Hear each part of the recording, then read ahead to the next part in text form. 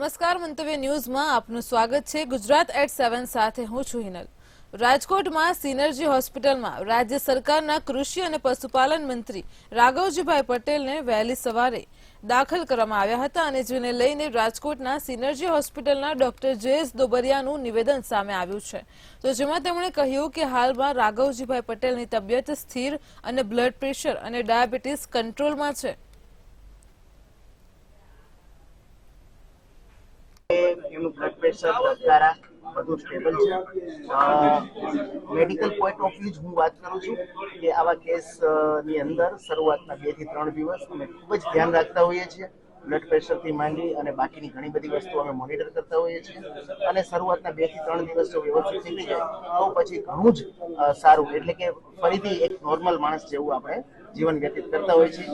આપણે એ જ આશા રાખીએ કે ઝડપથી સાજા કચ્છના મુન્દ્રામાં કોંગ્રેસના તાલુકા પ્રમુખ કિશોર પિંગોલે પ્રમુખ પદ પરથી રાજીનામું આપ્યું છે। તો કિશોર પિંગોલે પોતાના સામાજિક તેમજ અંગત કામના કારણે રાજીનામું આપ્યું હતું। આવનાર સમયમાં કોંગ્રેસને પ્રમુખ કિશોર ભાજપમાં જોડાય તેવી શક્યતા છે।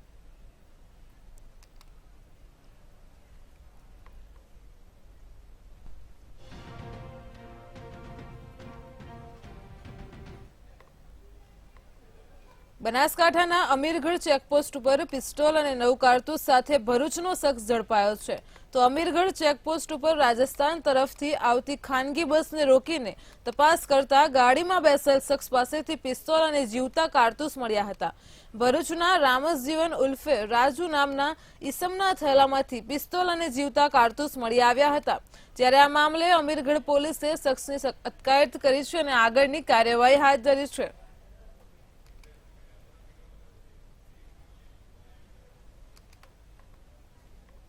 સુરેન્દ્રનગરના ધાંગધ્રાના રણકાંઠા વિસ્તારમાં ફરી નર્મદાનું પાણી ફરી વળતા અહીં અગરિયાઓને નુકસાની વેઠવાનો વારો આવ્યો છે। તો નર્મદા કેનાલ વિભાગના આ અણઘડ વહીવટના લીધે ખેડૂત તથા અગરિયા એમ બંને મજૂર વર્ગને નુકસાની વેઠવી પડી છે। તો રણકાંઠા વિસ્તારમાં મીઠું પકવીને ગુજરાન ચલાવતા અગરિયાઓના પાટા પર પાણી ફરી વળતા હાલ તો 400 થી વધુ અગરિયાઓના હજારો ટન મીઠા ઉપર પાણી ફરી વળ્યું છે। સમગ્ર રણકાંઠો દરિયામાં પરિવર્તિત થતા તમામ અગરિયાઓને લાખોના નુકસાની અંગે સરકાર પાસે વળતરની માંગ કરી છે। કચ્છના નાના રણમાં મીઠું પકવતા અગરિયાઓને નર્મદાનું વધારાનું પાણી છેલ્લા 10 વર્ષથી આ પાણી 18મી વખત રણમાં આવવાથી આ વખતે દર વર્ષે પાણી આવે છે, પણ આ વર્ષે પાણી વધારે આવવાથી ઠેઠ ખારો ગોઢારથી લઈ અને હજી સુધી આ નર્મદાનું વધારાનું પાણી પહોંચ્યું। આ પાણી પહોંચવાથી અગરિયાએ પકવેલું મીઠું જે છે તેને ખૂબ મોટા પાયે નુકસાન થયું છે। એક અગરિયાને આશરે લાખ થી 1.5 લાખ રૂપિયા જેવું નુકસાન થયું છે। અમારી સરકારને એવી માંગ છે કે રણમાં આવતું નર્મદાનું પાણી વધારાનું જે પાણી રહ્યું તાત્કાલિક ધોરણે બંધ કરાવે, નહીતર આ અગરિયાને કારા પાણીએ રોવાનો વારો આવે। અમે 10 વર્ષથી પાટો કરી છીએ, તેથી 10 વર્ષમાં અમારે 18 થી 19 વાર પાણી ફરી વળ્યું છે નર્મદા નદીનું, જેથી અમારે ભરપૂર નુકસાન થઈ છે। તેથી અમને જે કાર્યવાહી થાય એ અમને કરી દો, બાકી આ પાણીનું નિરાકરણ આપો। કે આ નર્મદાના પાણીએ અમને હાવ બરબાદ કરી નાખ્યા છે અને અહીંયા અમે સવારના 4 થી 5 જણા ગારાથી પીંડા નાખી છીએ ને આમ ઊભું રાખી છીએ પાણી, છતાંય ઊભું રહેતું નથી। તો સરકારને અમારે રજૂઆત છે કે વહેલી તકે આ પાણી બંધ કરાવો અને અગિયારને આ મોઢે આવેલો કોરિયો અમારો છીનવાઈ ગયો છે તો એનું યોગ્ય અમને વળતર આપો। બોટાદ જિલ્લાના બરવાડા સાળંગપુર રોડ ઉપર 2 કાર વચ્ચે અકસ્માત સર્જાયો હતો। અકસ્માતમાં બંને કારમાં સવાર લોકોને ઈજાઓ પહોંચી છે, ત્યારે ઈજાગ્રસ્તોને 108 મારફતે સારવાર અર્થે હોસ્પિટલ ખસેડવામાં આવ્યા છે। અકસ્માતને લઈને બરવાડા પોલીસ ઘટના સ્થળે પહોંચી અને ટ્રાફિક ખુલ્લો કરાવ્યો હતો।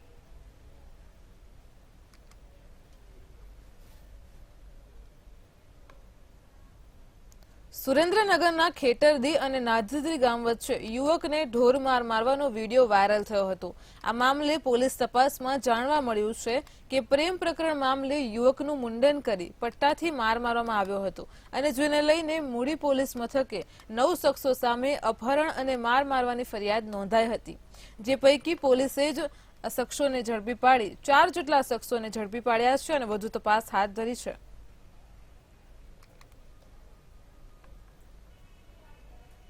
સુરતમાં શ્વેતપત્ર વિશે ચર્ચા કરવામાં આવી હતી અને જેમાં રેલવે મંત્રી દર્શના જરદોશે વચગાળાના બજેટ બાબતે માહિતી આપતા કહ્યું હતું કે 2014માં કોંગ્રેસની સરકાર સમયે ભારત વિશ્વની 11મી આર્થિક મહાસત્તા હતું, જ્યારે હવે 2014માં ભાજપની સરકાર બન્યા બાદ વિશ્વની 5મા નંબરની આર્થિક મહાસત્તા બન્યું છે. તેમજ રેલવે મંત્રાલયે 2.52 લાખ કરોડની ફાળવણી પણ કરવામાં આવી છે. તેમજ CR પાટીલે વિપક્ષ પર પ્રહાર કરતા કહ્યું કે કોંગ્રેસ સરકારના સમયમાં વીજળીનું ઉત્પાદન 85.1% હતું, ત્યારે મોદી સરકારના શાસનમાં વીજળીનું 100% ઉત્પાદન થઈ રહ્યું છે.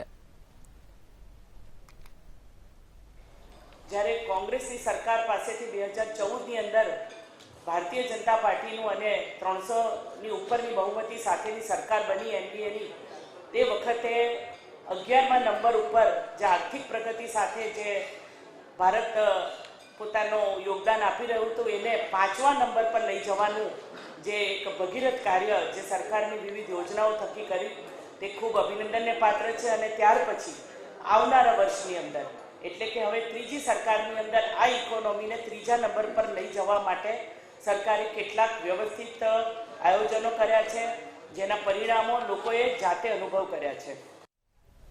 અમદાવાદમાં નિઃશુલ્ક મેગા મેડિકલ અને બ્લડ ડોનેશન કેમ્પ યોજાયો હતો. સિંધી પ્રોફેશનલ સોસાયટી અને યુનાઇટેડ સિંધી ઇન્ટરનેશનલ ફર્મ દ્વારા અહીં સાધુ વાસવાની મિશનના સહયોગથી કેમ્પનું આયોજન કરવામાં આવ્યું હતું.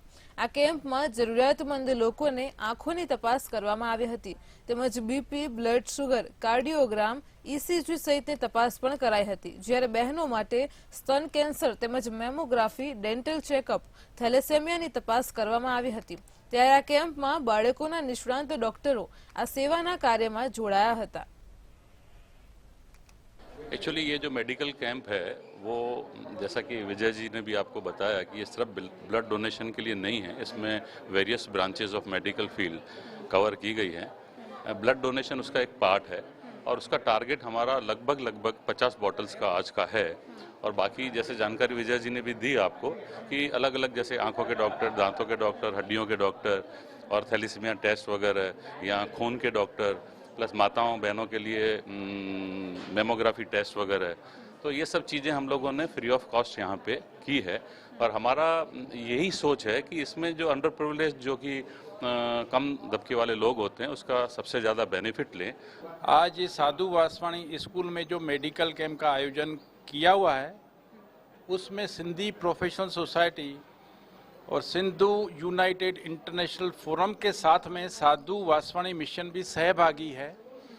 साधु वासवाणी मिशन एक विश्व विख्यात सेवाभावी संस्था है जिसका उद्देश्य है love and compassion for all including birds, animals and poor people. उस उद्देश्य के तहत ये मेडिकल कैंप का आयोजन किया गया है. और इसमें हमारे जो सिंधी प्रोफेशनल सोसाइटी के जो डॉक्टर्स हैं उन्होंने निस्वार्थ सेवा देने के लिए यहाँ पर उपस्थित हैं. अभी तक 2 घंटे में हमारा जो 600 के आसपास रजिस्ट्रेशन हो चुका है और हमें लगता है कि कम से कम हमारा 1200 लोगों को हम ये सहायता पहुँचा पाएंगे.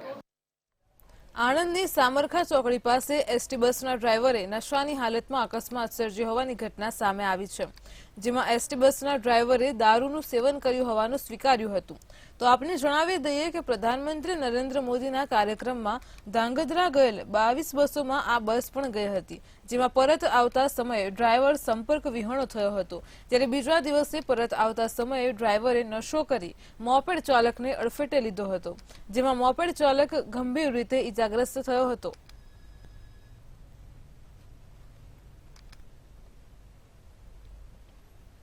મને ખબર જ નહીં. નશાની હાલતમાં છે એટલે તમને હા, ખબર? મને સુધી દારૂ પીધું છે? હા, દારૂ પીધું છે તમે? હા. અચ્છા, ક્યાંથી ક્યાં આવતા હતા? મને ખબર નહીં કાંઈ ગયા કાંઈ નહીં ખબર નહીં. કેવી રીતે અકસ્માત થયો? અકસ્માત મેં કર્યું જ નહીં કોઈને. અચ્છા, જે ઊભા છે એમને વાગ્યું છે તમારા તો એ લોકોને જો વાગ્યું હોય તો હું ખર્ચો આપવા તૈયાર છું સાહેબ. એટલે તમારાથી અકસ્માત થયો છે એટલે ખર્ચો આપો છો? હા હા. અચ્છા, ક્યાં દારૂ પીધું? ક્યાં દારૂ પીધું તમે? દારૂ તો કાંઈ મળે રસ્તામાં કઈ આવે. ક્યાં આવતા હતા? કોઈ કાર્યક્રમમાંથી આવતા હતા તમે? કઈ ગયું નહીં મને. કયા ડિવિઝનની બસ છે? નડિયાદ ડિવિઝનની ગાડી. અચ્છા, એટલે આણંદ પરત ફરતા હતા? આણંદ ડેપો. અચ્છા, કેટલા દિવસથી તમે હતા? આજે ચોથા દિવસે પાછો આવું. મારે ઘટનામાં મેં કહ્યું ને કે મારા મિત્રના જે ફાધર એક્સપાયર થઈ ગયેલા એમની દફન વિધિમાં અમે જઈ રહેલા અને જઈને પરત પાછા આવતા અમારા ભાઈબંધ સાથે અમે 2 જણા સાથે ચાલતા હતા અને મારી જોડે એક્ટિવા હતો. અમે સાઈડમાં ચાલતા હતા અને આ ભાઈ પાછળથી આવીને મને ટક્કર માર્યા પછી મારા ઓછે પાછળથી મને માથામાંથી ખૂન ચાલુ થઈ ગયો અને તે પછી હું છે ને એકદમ ના એ પોતે પીધેલા જ છે ભાઈ અને એમણે કબૂલ કર્યું મારા મોડા પર કે મારાથી ભૂલ થઈ ગઈ છે, મેં દારૂ પીધો છે. સુરતના ઓલપાડ તાલુકાના સયાદલા ગામે સમુદાય ભવનના લોકાર્પણ કાર્યક્રમનું આયોજન કરવામાં આવ્યું હતું, જેમાં ઓએનજીસી દ્વારા CSR ગ્રાન્ટમાંથી 23 લાખના ખર્ચે સમુદાય ભવનનું લોકાર્પણ કરાયું હતું. તો આ સમુદાય ભવનનું લોકાર્પણ કેન્દ્રીય રેલવે અને ટેક્સટાઇલ મંત્રી દર્શના જરદોશના હસ્તે તેમજ ઓએનજીસી હજીરાના એક્ઝિક્યુટિવ ડાયરેક્ટર ચંદ્રશેખરની હાજરીમાં કરાયું હતું. तो प्रधानमंत्री आवास जो उनकी बड़ी सबसे बड़ी जो सरकार की स्कीम है, इसमें एक साथ में 2993 करोड़ से के राशि से कल 1,31,454 घरों का लोकार्पण और खातमुहूर्त किया गया. 182 सीट के ऊपर कम से कम 10 लाख से ज़्यादा लोग जुड़े, उनसे वर्चुअली संवाद किया, उनसे बातचीत करी 5 गाँव से और बहुत अच्छे से प्रधानमंत्री जी की योजना को सराहा भी. तो અંકલેશ્વર જીઆઈડીસીમાં આવેલી જયંત પેકેજિંગ કંપનીમાં આગ લાગવાની ઘટના સામે આવી છે.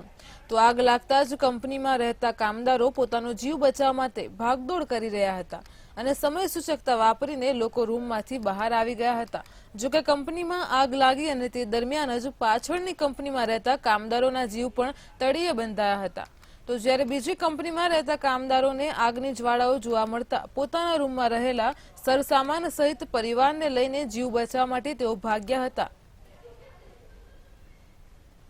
रूम पे धड़ाधड़ इधर आग पूरा इसका टाट पट्टी था, अपनी दीवार ही पे टाट पट्टी रखा हुआ था, यही दीवार पे रखा था और इसकी वजह से पूरा एकदम फिर इधर भी आग पकड़ा तो हम लोग बुझाते रहे. तब बाद में फायर ब्रिगेड गाड़ी आई. आपकी तंत्र से कोई मांग? हमारी मांग कुछ नहीं, यही है कि आप जो कंपनी वाला जो इच्छा होगा सब लोग को वो दे सकता. कोई बात, हमारा धंधा बर्बाद हुआ, आटा फेंका कम से कम 10,000 का पानी. 6:30 बजे आग लगी, एम्बुलेंस को कॉल किए, फायर वाले को कॉल किए, 1 घंटे बाद आए. यहाँ पे जान बचाने के चक्कर में कोई गिर रहा था, किसी का पैसे गुम हुए, किसी का पैर में चोट लगा है, कोई सामान भूल गया, ऐसा सब हुआ था.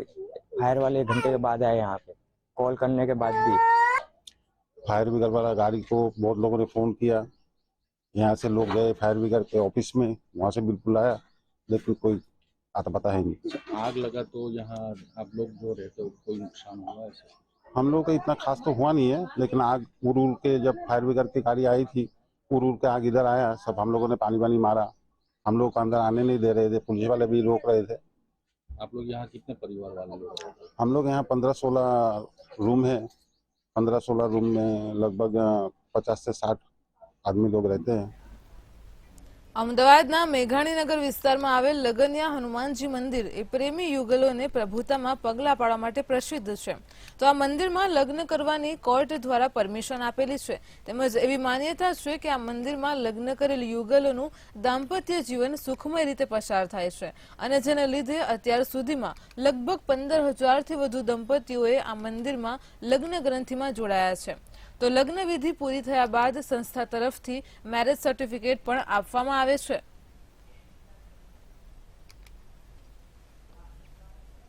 અમારું મંદિર છે અહીંયા લગભગ લગ્ન કરો મેં 2003 થી ચાલુ. મંદિર 40,000 વર્ષ જૂનું છે, 40 વર્ષ જૂનું છે.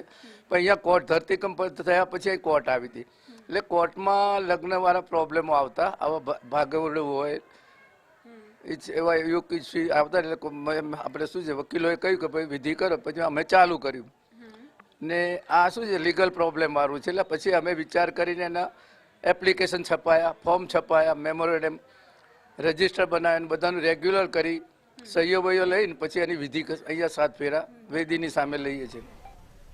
રાજ્યના મુખ્યમંત્રી ભૂપેન્દ્ર પટેલે ગાંવ ચલો અભિયાન અંતર્ગત બનાસકાંઠાના જલોત્રામાં ખાટલા બેઠક કરી હતી, જેમાં યુવાનો, મહિલાઓ તથા કી વોટર્સ અને બક્ષી પંચ અને દલિત સમાજના આગેવાનો સાથે વારાફરતી બેઠકો યોજી હતી, જ્યાં ખેડૂતોને મુખ્યમંત્રીએ સરકારની વિવિધ ખેતીલક્ષી યોજનાનું મહત્વ સમજાવ્યું હતું. જય શ્રી રામના જયઘોષ સાથે મુખ્યમંત્રીનું ઠેર ઠેર ભવ્ય સ્વાગત પણ કરાયું હતું. જલોત્રા ગામના તમામ સમાજોએ 100% મતદાન ભારતીય જનતા પાર્ટી તરફી કરવાના સંકલ્પ લીધા હતા.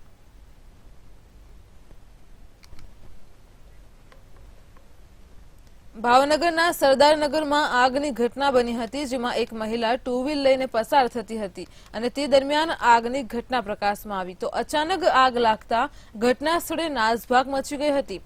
આગને પગલે ટુ વ્હીલર બળીને ખાખ થયું છે, ત્યારે ભાવનગર પોલીસે આ મામલે ફરિયાદ નોંધી તપાસ હાથ ધરી છે.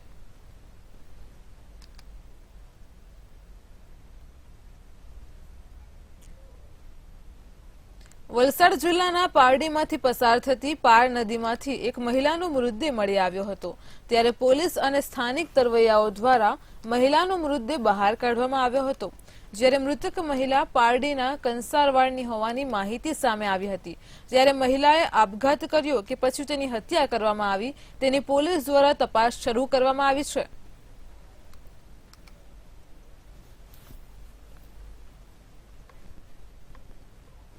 નવસારીના ચીખલી ખાતે આવેલ ક્રિકેટ ગ્રાઉન્ડમાં મોદી સમર્થક મહિલા મંડળ દ્વારા હલ્દી કંકુનો એક કાર્યક્રમ રાખવામાં આવ્યો હતો. કાર્યક્રમમાં પ્રદેશ ભાજપ પ્રમુખ અને નવસારી સાંસદ CR પાટીલની અધ્યક્ષતામાં તે કાર્યક્રમ રાખવામાં આવ્યો હતો. આ હલ્દી કંકુ મિલનમાં નવસારી જિલ્લાની બહેનો મોટી સંખ્યામાં ઉપસ્થિત રહી હતી. તો આ પ્રસંગે ઉપસ્થિત બહેનોને સંબોધતા પ્રદેશ ભાજપ પ્રમુખ CR પાટીલે વડાપ્રધાન નરેન્દ્ર મોદી દ્વારા કરવામાં આવેલા વિકાસની વાતો કરી હતી. ગરીબોની ચિંતા માત્ર ને માત્ર વડાપ્રધાન નરેન્દ્ર મોદીએ જ કરી છે. ઇન્દિરા ગાંધી કહેતા હતા કે ગરીબી હટાવો, પણ કોઈની ગરીબી ન હટી, ફક્ત કોંગ્રેસીઓની ગરીબી હતી, પરંતુ મોદી સાહેબે 24 કરોડ લોકોની ગરીબી હટાવી છે, એમ જણાવ્યું હતું. ખૂબ મોટી સંખ્યામાં આ કાર્યક્રમમાં બહેનો ભાગ લેતી હોય છે. આ કાર્યક્રમમાં હલ્દી કંકુની ઘણીવાર ઘણાને ખબર નથી હોતી, પરંતુ મહારાષ્ટ્રમાં એવું માને છે કે જાન્યુઆરી 14મી પછી જ્યારે મકરમાં સૂર્ય મકર રાશિમાં પ્રવેશ કરે છે તે સમયે બહેનો જે એકબીજાને હલ્દી અને કંકુ લગાવે તો એનો સુહાગ એને આવડતા વધે છે. એ તો વધારે જ પડે ને તો ઝઘડો પણ યાદ કરે છે. પણ આપણે આ હલ્દી કંકુના કાર્યક્રમને બહેનોમાં જાગૃતિ લાવવા માટે, એને એના અધિકાર આપવા માટે, એને પ્રોત્સાહિત કરવા માટે આ કાર્યક્રમનું માધ્યમ બનાવીને કાર્યક્રમ શરૂ કર્યા. ભાવનગરના તોડકાંડ કેસ બાદ ભાવનગરના મહુવાના પીઆઈ પણ વિવાદમાં આવ્યા છે, જેમાં મહુવામાં પાસાના એક કેદીને પોલીસ સ્ટેશનમાં બોલાવી તેની સાથે વ્યવહાર કરાતા ભારે ચકચાર મચી જવા પામી છે. તો આ ઘટનાની જાણ થતાં જ PIMએ દેસાઈને પાસાના કેદીને પોલીસ સ્ટેશનમાં બોલાવી પાસાના કાગળો બતાવી વ્યવહાર કરી ભગાડી દીધો હતો. સીસીટીવી ફૂટેજના આધારે તપાસ હાથ ધરવામાં આવી છે. હાલ PIMએ દેસાઈની બદલી રિઝર્વ પર રાખવામાં આવેલ છે. PI મહુવા વિરુદ્ધ જે આક્ષેપો કે જેમાં વિજય ઉર્ફે ગટ્ટી નામના આરોપીને પોલીસ સ્ટેશનમાં આવ્યું અને પાછો જવાની ત્યાં બાબતના જે આક્ષેપો થઈ રહ્યા છે તે બાબતે ઉચ્ચ અધિકારીઓના ધ્યાનમાં આવતા incharge SP Shri RR Singhal સાહેબે આ બાબતે ઇન્ક્વાયરીના આદેશ આપેલ છે. ઉપરોક્ત ઇન્ક્વાયરી જે છે તે પાલિતાણા DYSP મીર બારૈયા સાહેબ DYSP નાઓ ચલાવી રહ્યા છે. સુરતમાં અસામાજિક તત્વો બેફામ બન્યા છે, જેનો વિડીયો સોશિયલ મીડિયામાં વાયુ વેગે વાયરલ થઈ રહ્યો છે, જેમાં એક સાયકલ ચાલકને એક શખ્સ લૂંટવાનો પ્રયાસ કરી રહ્યો છે, તો અજાણ્યા શખ્સ દ્વારા બળજબરીપૂર્વક વસ્તુ કઢાવતો હોવાનો વિડીયોમાં તે જોવા મળે છે. જે બાદ સોશિયલ મીડિયામાં વિડીયો વાયરલ થતા પોલીસ સામે સવાલો ઉઠ્યા છે, ત્યારે મંતવ્ય ન્યૂઝ આ વિડીયોની પુષ્ટિ કરતું નથી.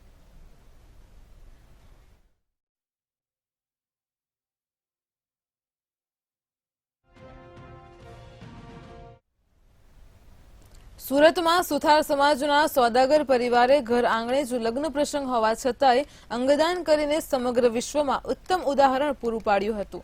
થોડા દિવસ પહેલા પાસોદરા પાટિયા નજીક 4 વ્હીલ કાર ચાલકે ટક્કર મારતા દંપતી ઇજાગ્રસ્ત થયું હતું. ત્યારે તેમને વધુ સારવાર અર્થે પીપી સવાણી હોસ્પિટલ ખાતે લાવવામાં આવ્યા હતા, જેમાં હંસાબેનની સ્થિતિ નાજુક હોવાથી તાત્કાલિક સારવાર શરૂ કરાઈ હતી. જોકે તેમને માથા પર ગંભીર ઈજા થતા બ્રેન ડેડ જાહેર કરવામાં આવ્યા હતા. ત્યારે જીવનદીપ organ donation foundation, PP Savani hospital અને સુથાર સમાજના યુવા આગેવાનોના સંયુક્ત પ્રયાસોથી પરિવાર દ્વારા અંગદાન થકી માનવતાનું શ્રેષ્ઠ કાર્ય કરાયું હતું, જેમના બંને હાથ, કિડની અને લીવરનું દાન કરવામાં આવ્યું હતું. જેટલું ઝડપથી થાય એટલું અંગો વ્યવસ્થિત અને સારા મળી શકે લોકોને, એવો પ્રયત્ન હોય છે. એટલા માટે તમને કોઈ તકલીફ ન હોય તો આપણે આજે જ આ પ્રોસેસ કરીએ. તો એઓએ તત્કાલ એવું અમને જાણ કરી કે એમના ઘર આંગણે જ લગ્ન પ્રસંગ છે ભત્રીજીના, તો અમને ઝડપથી કરવામાં આવો પ્રશ્ન આવે એવું છે. એટલે એ લોકોને સમજાવ્યું, એમના પરિવારને સમજાવ્યું, અજયભાઈને બધાએ સહયોગ કર્યો. તેના કારણે આ અંગદાન સફળતાપૂર્વક કરવામાં આવ્યું હતું. બંને હાથોનું મુંબઈ ગ્લોબલ હોસ્પિટલ દ્વારા અંગોનું દાન સ્વીકારવામાં આવ્યું હતું. મહાવીર હોસ્પિટલ સુરત દ્વારા હૃદયનું દાન સ્વીકારવામાં આવ્યું હતું. ઝાયડસ હોસ્પિટલ દ્વારા 1 કિડની અને 1 કિડની ભાઈલાલ અમીન વડોદરા દ્વારા સ્વીકારવામાં આવી હતી. અને બંને ચક્ષુઓનું લોકદ્રષ્ટિ ચક્ષુ બેંકના પ્રફુલભાઈ દ્વારા સ્વીકારવામાં આવ્યું હતું. ગુજરાત સરકાર દ્વારા એચએસસી અને એસએસસી બોર્ડ એક્ઝામનો ભય દૂર કરવા માટે કેટલાય પ્રયાસો હાથ ધરાયા છે. ત્યારે આજે સાબરકાંઠાના હિંમતનગરની ખાનગી સ્કૂલ દ્વારા ધોરણ 10 અને 12ની બોર્ડની પરીક્ષા પહેલા એક મોક ડ્રીલનું આયોજન કરાયું હતું, જે અંતર્ગત ઈડર તેમજ હિંમતનગરમાં ગણિત તેમજ વિજ્ઞાનના પેપર માટે 1100થી વધારે વિદ્યાર્થીઓને પ્રવેશ અપાયો હતો. સાથોસાથ વિદ્યાર્થીઓના પ્રવેશ વખતે કુમકુમ તિલકથી તેમને આવકારી બોર્ડ એક્ઝામની જેમ સ્ટીકર, સપ્લિમેન્ટરી તેમજ બેઠક વ્યવસ્થાનું પણ આયોજન કરાયું હતું.